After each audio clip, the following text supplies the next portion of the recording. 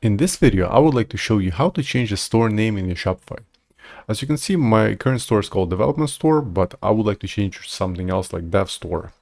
So to do so, you have to be logged into your admin panel, then look for settings at the bottom left corner.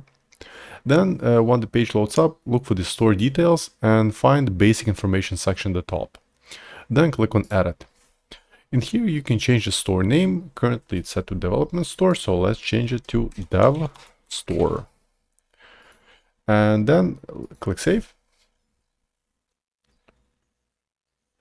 So in a moment, the information should be updated on the front page. So let's refresh the website. So as you can see, the header section, the store name has been changed to Dev Store. And if we scroll all the way to the bottom, you can also see that it says Dev Store at the footer section.